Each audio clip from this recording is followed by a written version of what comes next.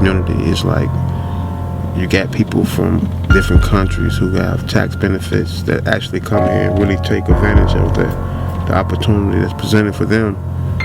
And mostly the blacks, they stay in the same wretched condition. It's been like that for years. On this warm evening, the streets heat up. Gunfire across the city of Chicago tonight. At last count, we know of nearly a dozen people shot. If a nigga shoot at you, shoot you, graze you, or shoot you home, what you gonna do? Say, put the gun down?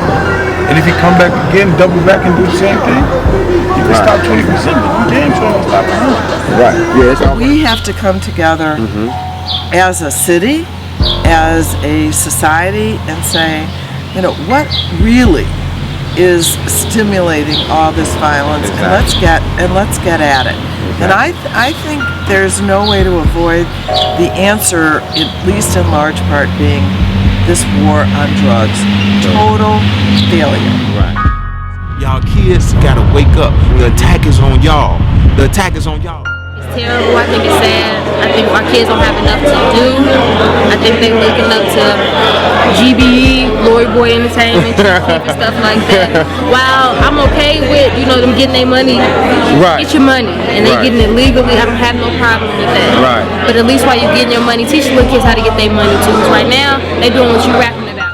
Got the satanic stuff out here looking cool to do. I mean, how many of y'all really want to stand up for what y'all believe? I see a lot of followers, but I don't see no leaders. Majority of the time, I see people rapping, they just saying what somebody else done said. Monkey do. Monkey see, monkey do. But I'm saying, when I was coming up in school, you know, the best thing to be was something somebody else wasn't. One of the questions I wanted to ask you, how do you go ahead and deal with a kid that comes to your camp, your football camp, they don't have the structure of, like, the parents not there and dealing with the influence of the community? How do you deal with that and, you know, keep them focused dealing with something other than that BS? Well, me personally, you know, I'm kind of household. I go household to household. Me and Dre, we also go follow our kids, not just what we doing here, but whatever sport they participate in, we be a part. So you act like a mentor, like a big brother. Absolutely. I mean, I've actually had custody of one of my kids. They came through my football program because he had nowhere else to go. They got it now, where if you go to vote, they can tell you stop before you vote. I want to swab you, or I think you might have to do a drug test in order for you to vote. That's right. Because my mentality is mine, niggas selling drugs or getting from the street. You don't need no laws from the street. We ain't got no taxes. We ain't got no government. So that's the mentality. I think we have to intervene soon.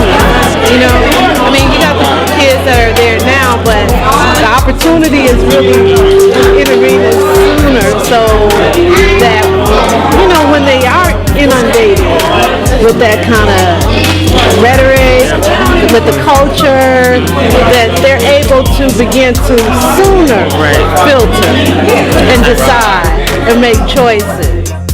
Father, it's a lack of men in the homes raising these kids. Everybody you see down in the street look like you and me. That's who doing the killing, that's who out here dying, that's who... It starts with fathers, man. At a certain age, you all know, everybody know if they was raised by their mom. At a certain, like 12, 13, you wasn't fearing mom no more. Right. You wasn't fearing her. She told you couldn't do something, you still did it. You found a way to do it. If dad told your ass you couldn't do something, you thought twice about it.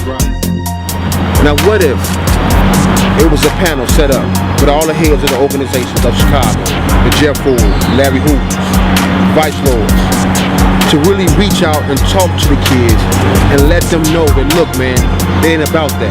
Because they ain't going on inside the joint. Right. You ain't seeing the Vice Lords and the GDs going at each other like that. No, they ain't. It's not even happening. It ain't happening. They don't really have to get in there. So what if it was a panel set up where these guys can actually speak to these? The thing is this, what we doing now is a part of a panel. That's right. By information. Jeff Ford then wrote letters to his followers. Larry Hoover wrote letters to his followers. Those that want to do right. Larry Hoover ain't about gangster disciples. It's about growth and development. Okay, that's a very important point. So all you guys disciples, y'all need to stop putting Larry Hoover's name in your mouth. Right. A level of respect to the strength of whatever we did, the neighbors were safe. You know, if we didn't just do it so blatantly. If Miss Johnson came down the street, put that up. Here come Miss Johnson. Right. How you doing, Miss Johnson? Yeah. She knew what we were doing. It's all about your way out is going to be a singer, a rapper, or some type of ball player. But that only gets you so far. There's nothing wrong with that, but it's too much emphasis being put on that and not enough education. Keeping up with this same pattern is not working. It's not working. And it is, as you said, costing so much money. So I think we need to look at housing. We need to look at jobs. We need to look at education.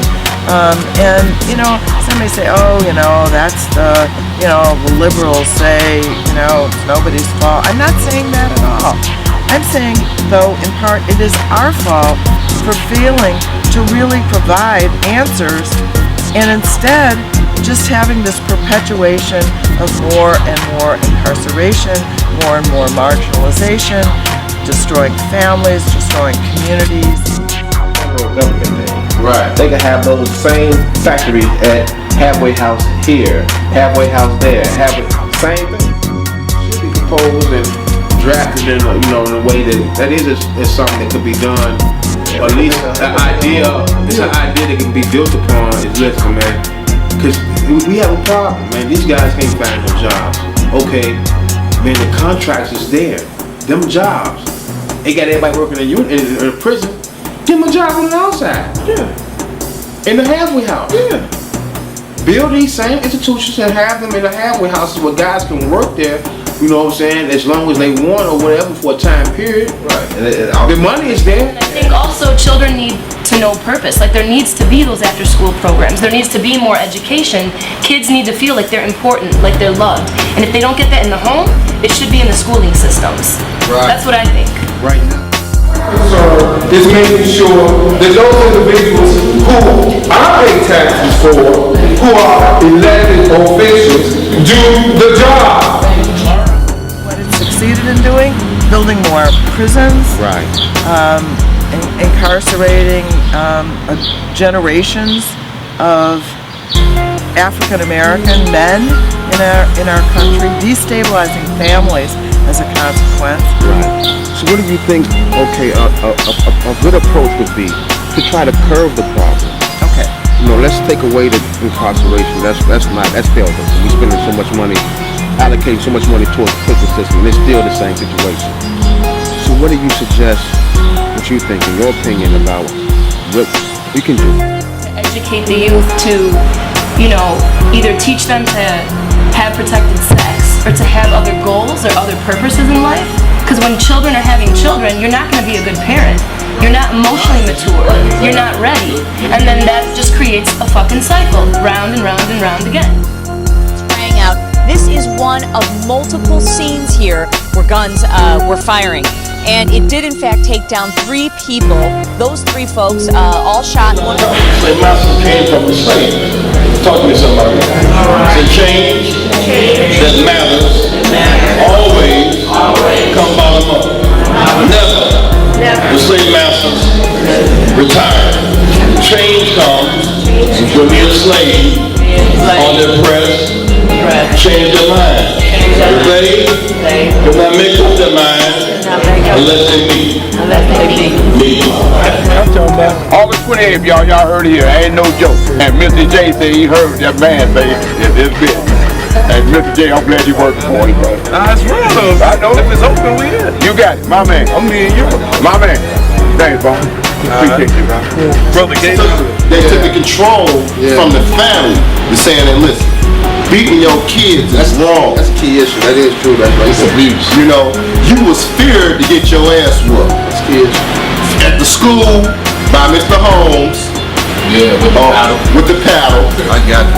Or you was feared that if you had a father at home, boy, even black business that employ over 100 people in Chicago. Not one. Name me one. And a motherfucker getting those checks to raise a family off of. Can't name me one. Probably can't name me one in America, G.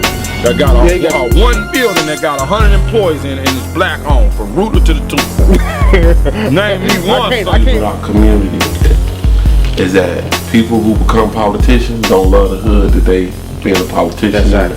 That's right. The people who live there don't love it, man. I was in the hood, and I'm looking at people walk around, man, and it's brownstones, beautiful buildings. We right by the lake on the low end, and I'm like, this community really rivals any community in the world, except for how we feel about the community we live in. So then white folks come in and gentrify it, and they love it, and it look totally different. It got a new vibe.